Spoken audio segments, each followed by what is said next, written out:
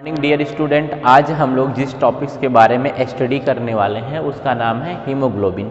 आज हम लोग हीमोग्लोबिन में पढ़ेंगे कि हीमोग्लोबिन का कंपोजिशन क्या होता है, हीमोग्लोबिन का नॉर्मल रेंज क्या होता है, हीमोग्लोबिन कितने टाइप्स का होता है और हीमोग्लोबिन का फंक्शन क्या होता है।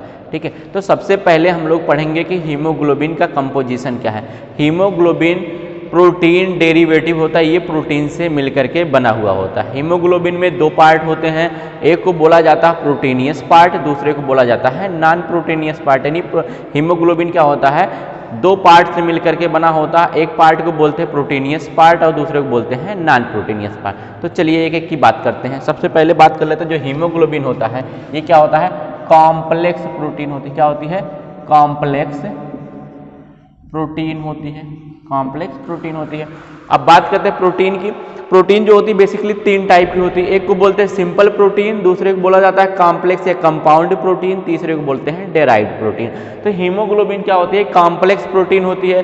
कॉम्प्लेक्स प्रोटीन वह प्रोटीन होती है जिसमें प्रोटीन के पार्ट पाए जाते हैं और जो प्रोटीन के पार्ट नहीं होते हैं वो भी पाए जाते हैं, जिसको प्रोस्थेटिक्स ग्रुप बोलते हैं। तो क्या बोलते हैं, तो कॉम्प्लेक्स प्रोटीन में क्या क्या होता है, एक तो प्रोटीन के पार्ट होते हैं, प्रोटीन किसके मिलकर बना हुआ होता है, अमीनो एसिड, यानी अमीनो एसिड का पार्ट होता है, दूसरा जो होता है अमीनो एसिड का पार्ट नहीं होता है। और इस टाइप की प्रोटीन को, ऐसी प्रोटीन से जिसमें अमीनो एसिड के पार्ट पाए जाए और जो अमीनो एसिड नहीं हो उसके पार्ट पाए जाए, तो इस तरीके की जो प्रोटीन होती है उसको बोलते हैं कॉम्प्लेक्स प्रोटीन। वहीं बात कर ले हीमोग्लोबिन की, तो हीमोग्लोबिन में प्रोटीन के भी पार्ट पाए जाते हैं और नॉन प्रोटीन के भी पार्ट पाए जाते हैं। ठीक है, तो हीमोग्लोबिन को इसी वजह से क्या बोला जाता है, कॉम्प्लेक्स प्रोटीन बोला जाता है। तो अब बात कर लेते हैं जो कॉम्प्लेक्स प्रोटीन होता है, हीमोग्लोबिन कॉम्प्लेक्स प्रोटीन है, इसमें प्रोटीन का कौन सा पार्ट होता है और कौन सा प्रोटीन का पार्ट नहीं होता। तो हीमोग्लोबिन को दो पार्ट में, यानी दो चीजों से मिलकर बना होता है, एक को बोलते हैं हीम, क्या बोलते हैं, हीम, और दूसरे को बोलते हैं क्या, ग्लोबिन, क्या बोलते हैं, ग्लोबिन। ये जो ग्लोबिन होता है ये क्या होता है, प्रोटीन होता है। क्या होता है, प्रोटीन होता है। वही जो हीम होता है ये नॉन प्रोटीन होता है। क्या होता है, नॉन प्रोटीन होता है, ये प्रोटीन नहीं होता है। और इसको एक और नाम से जानते हैं, इसको प्रोस्थेटिक ग्रुप्स भी बोलते हैं। क्या बोलते हैं, प्रोस्थेटिक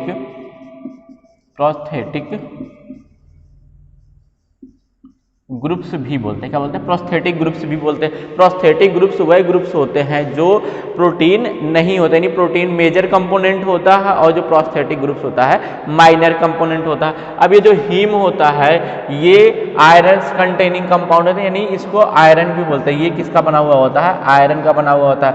अब बात कर लेते हैं जो आयरन होता है, ये आयरन जो होता है ये दो पार्ट में, मतलब दो टाइप्स का होता है। एक आयरन का पार्ट होता है जिसको बोलते हैं फेरस फॉर्म, क्या बोलते हैं, फेरस फॉर्म, फेरस फॉर्म। और आयरन का जो दूसरा पार्ट होता है नीलोट्रॉप्स होता है उसको बोलते हैं फेरिक फॉर्म। क्या बोलते हैं, फेरिक फॉर्म। फेरस फॉर्म वह होते हैं जिसपे डबल प्लस चार्ज होता है या Fe++, और फेरिक फॉर्म वह होते हैं जिसपे ट्रिपल प्लस चार्ज होता है Fe++। अब वही बात कर ले, हीमोग्लोबिन में जो आयरन होता है वो फेरस फॉर्म होता है कि फेरिक फॉर्म। तो यहाँ पे जो हीमोग्लोबिन में आयरन होता है वो कौन सा फॉर्म का होता है, फेरस फॉर्म, बोले तो Fe++ टाइप का होता है। ठीक है, और वही बात कर ले जो ग्लोबिन होती है, ग्लोबिन क्या होती है, प्रोटीन है, तो प्रोटीन क्या होगी, पॉलीमर ऑफ अमीनो एसिड। क्या होगी, पॉलीमर ऑफ अमीनो एसिड होता है। ये क्या होता है, polymer of amino acid, amino acid, polymer of amino acid. और पॉलीमर इसलिए बोल रहे हैं क्योंकि प्रोटीन जो होती है बहुत सारी, जब अमीनो एसिड आपस में पेप्टाइड बॉन्ड के थ्रू जुड़ जाती है तो उसको बोला जाता है पॉलीमर, और जब वो पेप्टाइड बॉन्ड के थ्रू जुड़ती हैं तो उसको क्या बना देती हैं, प्रोटीन बना देती हैं। वही बात करते हैं पॉलीमर ऑफ अमीनो एसिड को पॉलीपेप्टाइड भी कहते हैं। क्या कहते हैं, पॉलीपेप्टाइड। तो इसका दूसरा नाम क्या हो जाएगा, पॉलीमर ऑफ अमीनो एसिड को भी पॉलीपेप्टाइड बोलते हैं। क्या बोलते हैं, पॉलीपेप्टाइड। क्या बोलते हैं, पॉलीपेप्टाइड बोलते हैं। अब ग्लोबिन जो प्रोटीन होती है ये चार टाइप की पॉलीपेप्टाइड चेन से मिलकर के बनी होती है, यानी ग्लोबिन में 4 पॉलीपेप्टाइड चेन पाई जाती है। इसमें कितनी पॉलीपेप्टाइड, 4 पॉलीपेप्टाइड चेन पाई जाती है। बेसिकली ज़्यादातर जो ग्लोबिन प्रोटीन होती है इसमें 2 पॉलीपेप्टाइड चेन में 2 अल्फा चेन होती है और 2 बीटा चेन। कितनी होती है? 2 अल्फा चेन, यानी 2 अल्फा चेन होती है और 2 बीटा चेन होती है। तो 2 मिलके कितनी हो जाती है? 4। तो 4 पॉलीपेप्टाइड चेन होती है। ये चारों पॉलीपेप्टाइड चेन आपस में एसोसिएट कर जाती है और एसोसिएट करके क्या बनाती हैं? ग्लोबिन नामक प्रोटीन बनाती हैं। और वहीं इसमें जो प्रोस्थेटिक ग्रुप या आयरन का पार्ट होता है, वो कौन सा पार्ट होता है? फेरस फॉर्म का पार्ट होता है। कौन सा पार्ट होता है? फेरस फॉर्म का पार्ट होता है। ठीक है, बात कर ले जो फेरस यानी आयरन होता है, ये जो ग्लोबिन प्रोटीन होती है इससे किस बांड के थ्रू जुड़ा हुआ होता है? तो जो फेरस फॉर्म यानी आयरन जो होता है ये ग्लोबिन प्रोटीन से कोआर्डिनेट बांड के थ्रू जुड़ा हुआ होता है। किस बांड से? कोआर्डिनेट बांड यानी उपसह संयोजक बंध के थ्रू जुड़ा हुआ होता है। यानी ये जो फेरस होता है, ये जो फेरस होता है यानी आयरन जो होता है, ये ग्लोबिन प्रोटीन से कोआर्डिनेट बॉन्ड से जुड़ा हुआ होता है। कौन से बांड से? कोआर्डिनेट बांड से जुड़ा हुआ होता है। अभी हमको पता चल गया कि जो हीमोग्लोबिन होते हैं इसके 2 कंपोनेंट हो जाते हैं या 2 चीज़ों से मिलके बना होता है। एक तो आयरन से मिल करके बना होता है, दूसरा ग्लोबिन प्रोटीन से मिल करके बना हुआ होता है।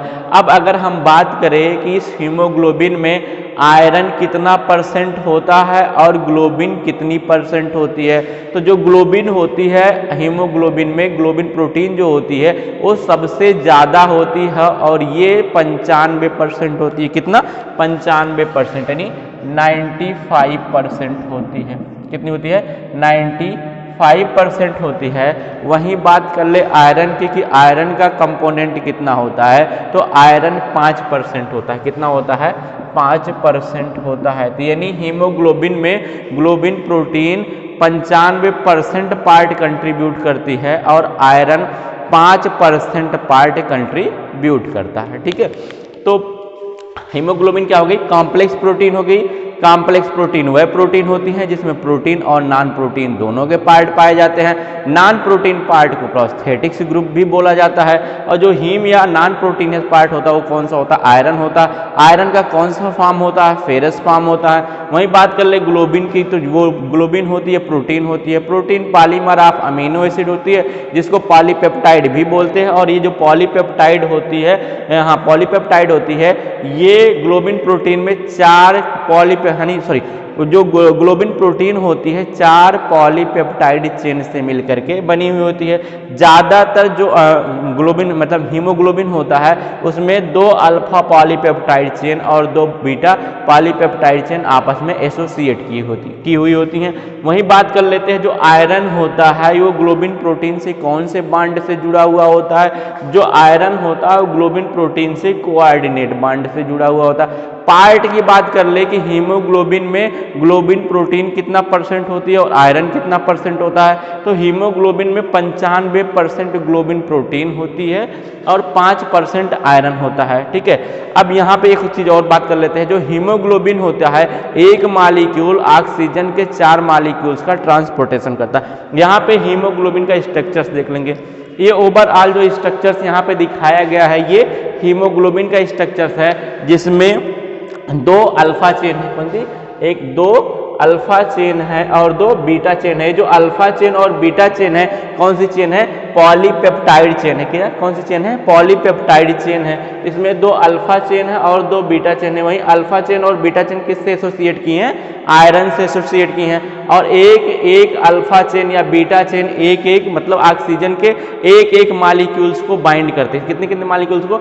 ऑक्सीजन के एक मॉलिक्यूल्स को बाइंड करेंगे। ऑक्सीजन के एक मॉलिक्यूल्स को बाइंड करेंगे तो यानी कहने का मतलब ये हुआ कि एक हीमोग्लोबिन का मॉलिक्यूल ऑक्सीजन के 4 मॉलिक्यूल्स का ट्रांसपोर्टेशन करता है। तो ये ओवरऑल किसका स्ट्रक्चर है? हीमोग्लोबिन का स्ट्रक्चर है। और जब हीमोग्लोबिन ऑक्सीजन से बाइंड कर जाता है तो उसको बोलते हैं ऑक्सी हीमोग्लोबिन। क्या बोलते हैं?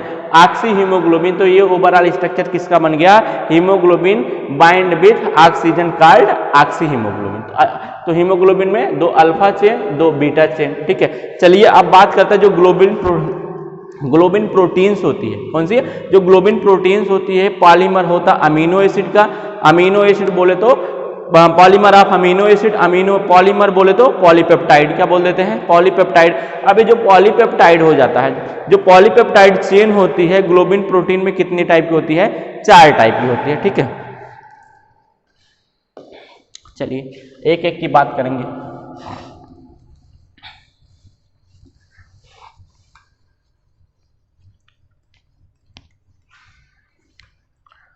अभी हम लोग बात करेंगे ग्लोबिन प्रोटीन की। किसकी बात करेंगे, ग्लोबिन प्रोटीन की।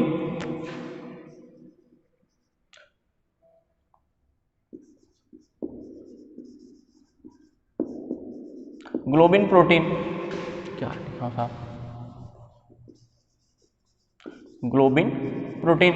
ये ग्लोबिन प्रोटीन क्या होती है, पॉलीमर ऑफ अमीनो एसिड, क्या होती है, polymer of amino acid. Amino acid का क्या होता है, पॉलीमर होता है।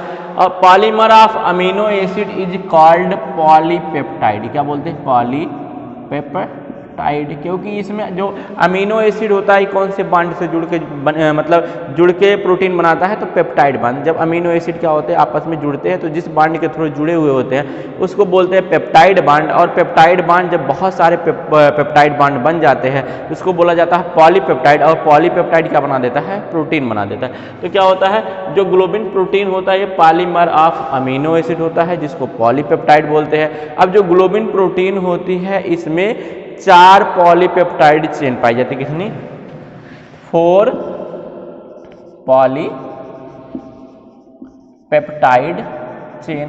तो ग्लोबिन प्रोटीन में 4 पॉलीपेप्टाइड चेन पाई जाती हैं।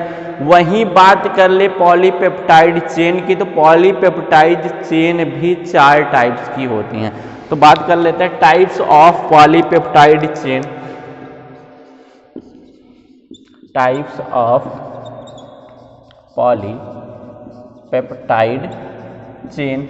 जो पॉलीपेप्टाइड चेन है जो ग्लोबिन प्रोटीन का फॉर्मेशन करती हैं ये 4 टाइप की होती हैं। जो पहली होती है उसको बोलते हैं अल्फा पॉलीपेप्टाइड चेन, क्या बोलते हैं, alpha polypeptide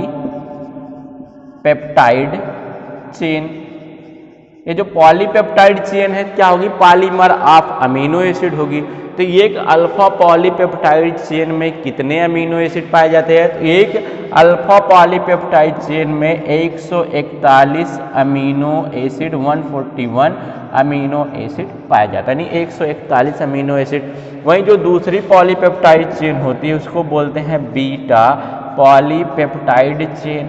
beta polypeptide chain में कितने अमीनो एसिड पाए जाते हैं, तो बीटा पॉलीपेप्टाइड चेन में 146 अमीनो एसिड पाए जाते हैं। कितने, 146 अमीनो एसिड पाए जाते हैं। वहीं बात कर ले जो तीसरी टाइप की पॉलीपेप्टाइड चेन होती है उसको बोला जाता है gamma polypeptide chain. Gamma polypeptide chain में भी 146 यानी 146 अमीनो एसिड होते हैं। वहीं बात कर ले जो फोर्थ और लास्ट टाइप की पॉलीपेप्टाइड चेन है उसको बोला जाता है डेल्टा पॉलीपेप्टाइड चेन। जो डेल्टा पॉलीपेप्टाइड चेन होती है इसमें भी 146 अमीनो एसिड होते हैं। कहने का मतलब यह है कि जो पॉलीपेप्टाइड चेन होती है 4 टाइप की होती है, alpha, beta, gamma and delta. Alpha polypeptide chain में 141 अमीनो एसिड, बाकी बीटा, गामा और डेल्टा पॉलीपेप्टाइड चेन में 146 अमीनो एसिड पाए जाते हैं। यानी 146 अमीनो एसिड एसोसिएट करते हैं तब जाकर के उस पॉलीपेप्टाइड चेन का फॉर्मेशन होता है, ठीक है। अब बात कर लेते हैं कि टाइप्स ऑफ हीमोग्लोबिन। इसी के बिहाफ पे यानी पॉलीपेप्टाइड चेन के बिहाफ पे जो हीमोग्लोबिन्स होता है ये 3 टाइप का होता है। कितने टाइप का, 3 टाइप का होता है। किसके बिहाफ पे, पॉलीपेप्टाइड चेन के बिहाफ पे हीमोग्लोबिन को 3 पार्ट में डिवाइड किया गया है, या हीमोग्लोबिन 3 टाइप का होता है। तो बात करें अगर टाइप्स ऑफ हीमोग्लोबिन, किसकी बात कर लेते हैं, टाइप्स ऑफ हीमोग्लोबिन।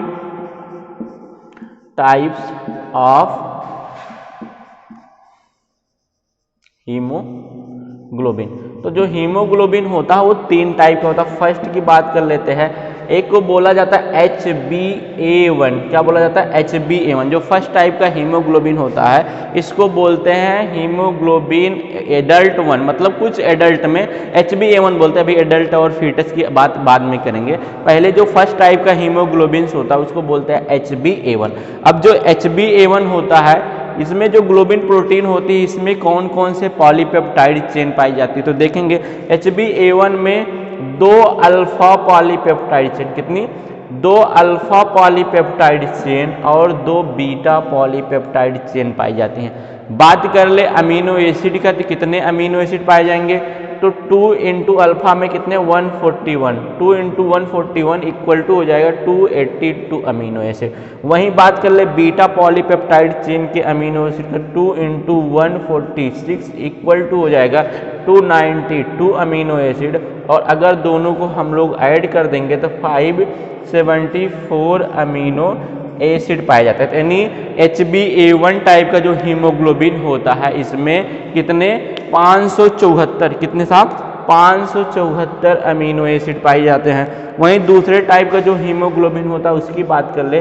दूसरा टाइप का हीमोग्लोबिन को बोलते हैं HbA2। क्या बोलते हैं? HbA2। जो HbA2 टाइप का हीमोग्लोबिन होता है इसमें 2 अल्फा चेन पाई जाती हैं और 2 डेल्टा चेन पाई जाती हैं। क्या? 2 अल्फा चेन और 2 डेल्टा चेन। बात कर ले अमीनो एसिड की तो 2 इंटू 141 इक्वल टू 282 और इधर हो जाएगा 2 इंटू 146 इक्वल टू 292 और दोनों को अगर हम लोग ऐड कर देंगे तो 574 अमीनो एसिड हो जाएंगे। वहीं बात कर ले जो थर्ड टाइप का अमीनो एसिड होता हीमोग्लोबिन होता है उसको बोलते हैं HbF, हीमोग्लोबिन F बोला जाता है। इसमें पॉलीपेप्टाइड चेन की बात करें तो इसमें 2 अल्फा पॉलीपेप्टाइड चेन होती है और 2 गामा पॉलीपेप्टाइड चेन होती है। वहीं बात करें अमीनो एसिड की तो इसमें 2 into 141 equal to 282 amino acid और गामा की बात करें तो 2 into 146 equal to 292 amino acid और दोनों को ऐड कर देंगे तो इसमें भी 574 यानी 574 अमीनो एसिड आ जाता है। तो कहने का मतलब ये हुआ हीमोग्लोबिन भले ही 3 टाइप की हो A1, A2, F, लेकिन उसमें अमीनो एसिड का जो नंबर होता है वो कांस्टेंट होता है और कितना होता है? 574। कितना? 574 अमीनो एसिड होता है। वहीं बात कर ले जो HbA1, HbA2 या HbF होता है इसका मतलब क्या होता है? इसका मतलब HbA होता है एडल्ट, F होता है फीटस। F होता है क्या? एडल्ट, F होता है फीटस। तो HbA1 की मतलब कुछ ऐसे एडल्ट होते हैं जिसके हीमोग्लोबिन में 2 अल्फा पॉलीपेप्टाइड चेन और 2 बीटा पॉलीपेप्टाइड चेन पाई जाती हैं। वहीं कुछ ऐसे एडल्ट होते हैं, ऐसे लोग होते हैं जिसमें 2 अल्फा पॉलीपेप्टाइड चेन और 2 डेल्टा पॉलीपेप्टाइड चेन पाई जाती है। लेकिन बात कर ले बच्चे का, जो बच्चे का हीमोग्लोबिन होता है उसमें 2 अल्फा चेन और 2 गामा पॉलीपेप्टाइड चेन पाई जाती है। तो लगभग 90% जो एडल्ट होते हैं उनमें HbA1 टाइप का हीमोग्लोबिन पाया जाता है। रिमेनिंग 10% जो एडल्ट होते हैं उसमें HbA2 टाइप का हीमोग्लोबिन पाया जाता है और वहीं बच्चे जो होते हैं उसमें HbF टाइप का हीमोग्लोबिन पाया जाता है।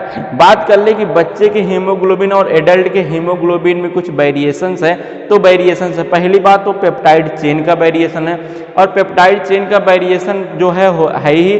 दूसरी कंडीशन है कि इसकी वजह से जो बच्चे का हीमोग्लोबिन होता है उसकी ऑक्सीजन बाइंडिंग कैपेसिटी एडल्ट के हीमोग्लोबिन के ऑक्सीजन बाइंडिंग कैपेसिटी से ज़्यादा होती है। यानी बच्चे का जो हीमोग्लोबिन होता है वो ऑक्सीजन को बहुत तेज़ी से बाइंड करता है इन कंपेयर टू एडल्ट। तो कितने टाइप का हीमोग्लोबिन हो गया?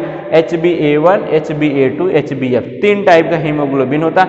सबसे मेन कॉमन बात क्या है इन सब में कॉमन बात है कि सब में 2 alpha chain, 2 alpha polypeptide chain पाई जाती हैं। वहीं अदर चेन की बात कर ले तो A1 में 2 बीटा चेन पाई जाती है, A2 में 2 डेल्टा चेन पाई जाती है और F में 2 गामा चेन पाई जाती है। और यहाँ पे हम लोगों ने जो स्ट्रक्चर्स बनाया है मोस्ट कॉमन मतलब A1 टाइप के हीमोग्लोबिन की बात की है, जिसमें 2 अल्फा पॉलीपेप्टाइड चेन है, 2 बीटा पॉलीपेप्टाइड चेन है। अब बात कर लेते हैं नॉर्मल रेंज कितना होता है हीमोग्लोबिन का, और हीमोग्लोबिन का फंक्शन क्या होता है। ठीक, चलिए साहब, अभी हम लोग बात करेंगे कि नॉर्मल रेंज यानी एक एडल्ट मतलब हेल्दी इंसान जो होता है उसमें हीमोग्लोबिन का नॉर्मल रेंज कितना होता है। तो जो एक एडल्ट यानी जो हेल्दी पर्सन होता है उसमें जो हीमोग्लोबिन का रेंज होता है 12 से लेकर के 16 ग्राम पर 100 ml होता है। नॉर्मल रेंज ऑफ हीमोग्लोबिन जो नॉर्मल रेंज होता है एक हेल्दी पर्सन में हीमोग्लोबिन का, ये होता है 12 से लेकर के 16 ग्राम पर 100 ml, यानी 12 से लेकर 12 to 16 ग्राम पर 100 ml ब्लड, यानी 100 मिलीलीटर ब्लड में यानी 100 ml ब्लड में 12 से लेकर के 16 ग्राम क्या पाया जाता है, हीमोग्लोबिन पाया जाता है। जब किसी पेशेंट को कुछ प्रॉब्लम्स होती है, उसको सफोकेशन होता है, उसको मतलब सेडेशन सा रहता है और क्या नाम थका थका सा महसूस करता है, तो डॉक्टर के पास जाता है।